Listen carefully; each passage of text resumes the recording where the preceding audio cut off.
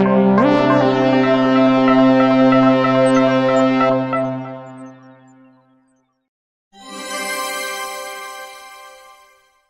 to get into a little more dramatic lighting. What I've done, first of all, I changed to a smaller softbox. I really want to focus the light on this part of Francesca. So we're going to do two lighting patterns that are very handy to have, that are more for dramatic light. The first one is called loop lighting, and loop lighting is a good light pattern to go for if you've never photographed someone before, you're not quite sure what to do with them.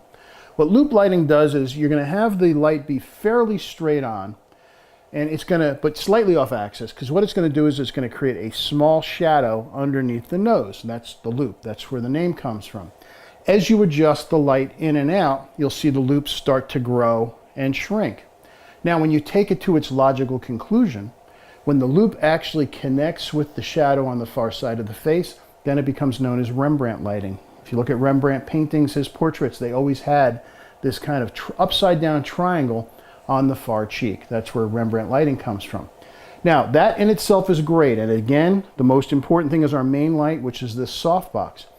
However, right behind me, I've got our second light. And let me turn around, you can see it. It's got, you can see as I turn it, you see the light start to disappear. That's because there is a grid in the reflector. Now, these reflectors, although they're fairly narrow, still send out light fairly wide. We've got a narrow reflector here, but it's not particularly deep, so the light has a tendency to go out a little bit. By putting in a grid into this, what it does is it narrows the light. I want the light beam to be narrow because all I want to do is add a splash of light on the back of Francesca's head, maybe a little bit onto the top of her shoulder, but that is it.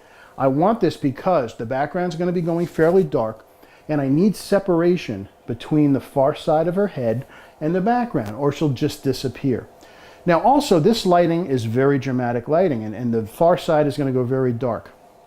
So after taking a couple of shots just with this set, we're going to bring in a reflector right over here to take some of the main and just soften the depth of the shadows on this side of her face. Okay, so Francesca's here now. I know exactly where she is. I can measure to either side. Let's see, what are we going to do with hair here? Since the mane is coming here, let's take your hair and put it all on this side. Perfect, love it. All right, and again, you're going to turn slightly this way with your body. And why? Because except for when we did the high key, which goes very ethereal, not only, yes, the good, because the feathering of the light is going to get around the side of her face. But the other thing is, let's go square to the camera. If she goes square to the camera, she's broad at the shoulders. I don't want Francesca the linebacker. I want Francesca the beautiful young lady. So I want to put her about 45 degrees to the camera, and I'm probably going to have her drop this shoulder down a little bit and then tilt her head up to that. Now that she's here, I can go ahead and meet her. So I'm going to meet her again, since it's very dark, I'm going to meet her back to the camera. I don't want to go overly dark. So I'm still at 6.3. Let's see what our hair light is now. F8, I need to bring our hair light down. Okay, now I'm at 6.3 there. Again, back to you. 6.3, 6.3, perfect. Let's get a couple of shots like that. So 6.3, turn your head toward me a little more. Good, right there, nice. Bring your, remember your hands? Yeah, let's bring your hands out. Look at that. Oh, geez. I like it. Look through. It's intense, Francesca. Yeah, it looks pretty attitudey. Yeah, she's got an attitude. I hadn't seen that in her yet. Love it. You like it? I like it. I'm going to lessen the shadows a little bit. So we're just going to bring our reflector in to put it right here. Okay, so I've got our strip reflector, again, our soft silver. I've got an angled, because remember our light is feathered. It's coming across actually directly to this and then bouncing back to her like a pool table, billiard ball. No more light has been added though, so I don't need to change anything. So let's do the same one we just did, same pose. Bring your head around to me a little bit. Right there, good. Yeah. Chin up. Oh, that's it, that's it. That's beautiful. So by adding the reflector, we've opened up the shadows. It's, even though it's still dark, we've lessened the ratio a little bit. By me going lower and shooting up on her a little bit, it actually has the effect of putting you in a position of power. So if you're doing a corporate portrait of someone, that's a good thing to do. if you're doing a corporate portrait of a woman, by getting down low, puts you in a position of strength. And this kind of lighting is designed for strength. It's not a soft lighting. It's designed to add a little bit of power to the subject. With the hair light, the same power as the main. With her dark hair, we got a nice little bit of shine on this side of her hair and a little bit on the top of the shoulder.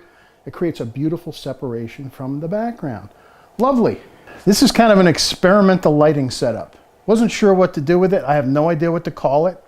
But it's kind of fashiony in a way. It's kind of dramatic. But what we did was, I've got a strip right here in front of Francesca. So come on over this way a little bit, hon.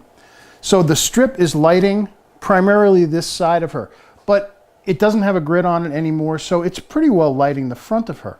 However, I wanted to add a little bit more focus to the face. So up here, I've got our second light, which has got a snoot on it, which also has a grid, which is just coming right to this side of her face. And I'll show you the breakdown where you'll see the with and without the snoot. It's opening up the shadows here. I've got a big silver reflector just to my right that is taking some of the strip and filling it over on this side of her shoulder. And then we have our mini in the background with the barn doors and the purple gel sending a splash of color onto the background.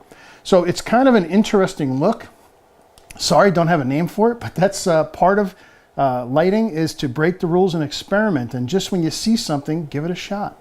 So here's just the strip light, so we can see what that does. Here's just the snoot, and you can see what it does. You can see it's just adding a little bit of extra light on the side of the face. Then we have the background going as well to add the purple, but we put all three of them together. Now it's starting to work.